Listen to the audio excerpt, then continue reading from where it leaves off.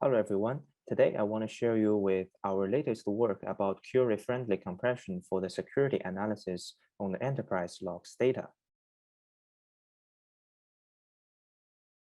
First, let's see the background and motivation of our work.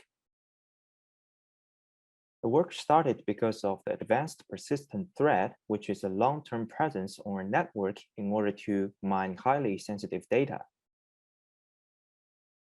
According to a report in 2015, that the latest intrusion prolongs over 188 days before detection.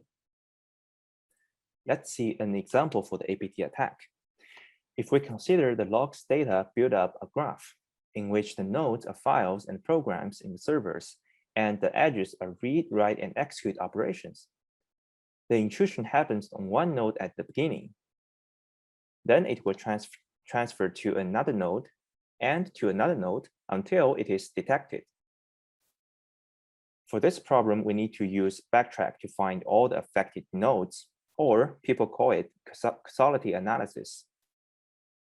Causality analysis reconstructs information flow by associating interdependent system events. Since analysis requires all the information from the logs graph, it brings high pressure on storage. For example, our cooperator NEC Lab only sustained 3 months logs data with more than 5 terabytes from only 100 hosts. So here is a compelling need for a solution to scale storage. Let's do some reductions for the analysis. Assume we have 2 nodes and 5 edges. For the backtrack algorithm, we only need 1 edge between 2 nodes. So if we only leave 1 edge between them, we have 5 times reduction rate. However, things are not that easy because we need to consider the time constraint on the edges. For example, here if we have 1 edge with time unit 10 and 1 with time unit 20, if we leave the edge with time unit 20, we see that the node C can no longer backtrack to node A because the event BC happened earlier than the event AB. Similarly, if we keep the edge with unit 10, node B can no longer backtrack to D because edge AB happens earlier than edge DA. Consider the time constraint. The current compression techniques removes logs matching predefined patterns in a dependency graph. However, there is no 100% guarantee for the same causality analysis outcome. So how about lossless compressions? Nowadays, we have many standard tools for the lossless compressions, and we also have database compressions. However, for the standard tools, it suffers from decompression overhead, which means every time we do a query from the graph, we need to decompress the whole database, which is obviously unacceptable. And for the database compression, the decompression overhead itself is low. However, it does not support the time constraint. So for this problem, our solution is query-friendly lossless compression. Assume we have a compressed graph G prime and query result on the compressed graph Q prime. The query-friendly lossless compression means that after decompressing Q prime, we can get exact same result as query from the original graph G. Here is our design architecture.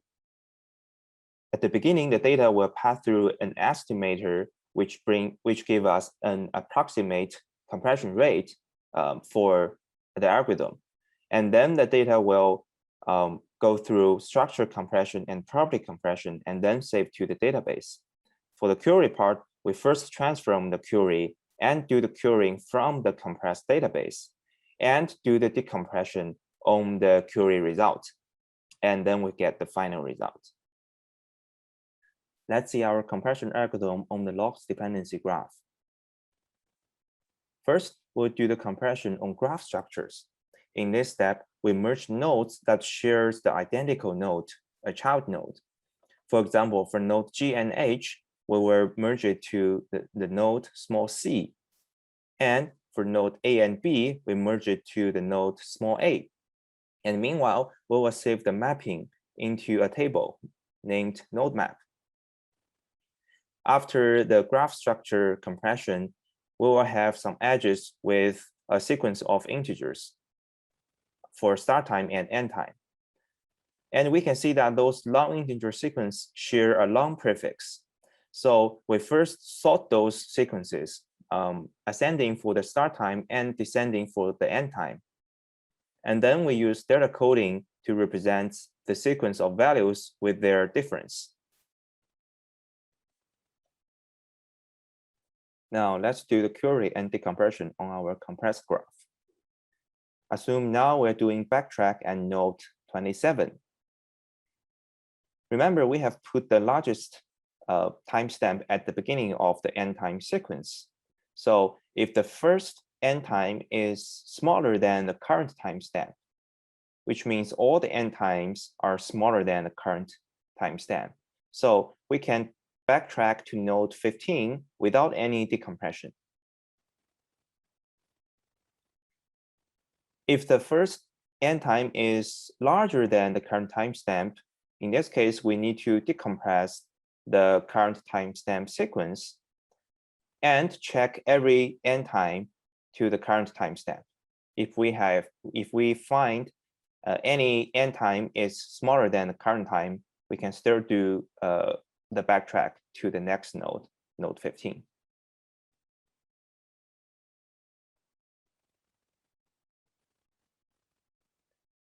Let's see our evaluation of the algorithm.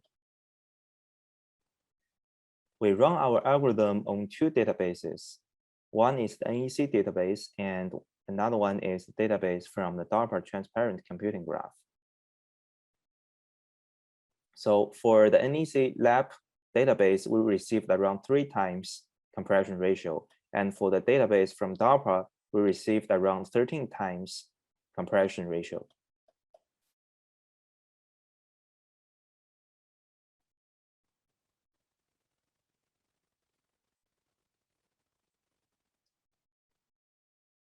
We also use the optimal ratio as the benchmark for our work and one of the previous work, which is full dependency compression.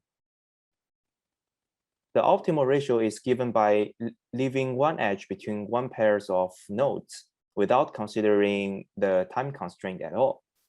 So we can see from the figure that both the full dependency and our edge only compression gain similar result as the benchmark. And when we add the node merge into our algorithm, we get the better compression ratio than the previous method. Next, we compare our decoding overhead to the curing time.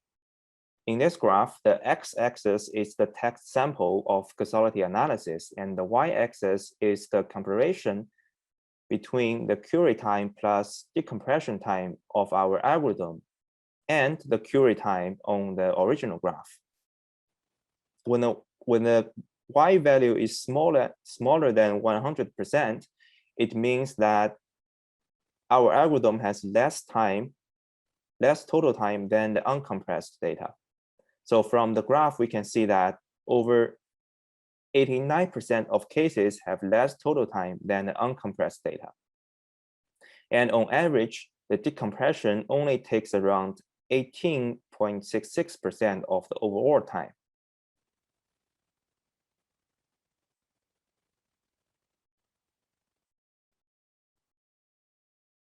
That's all for my presentation. Thank you.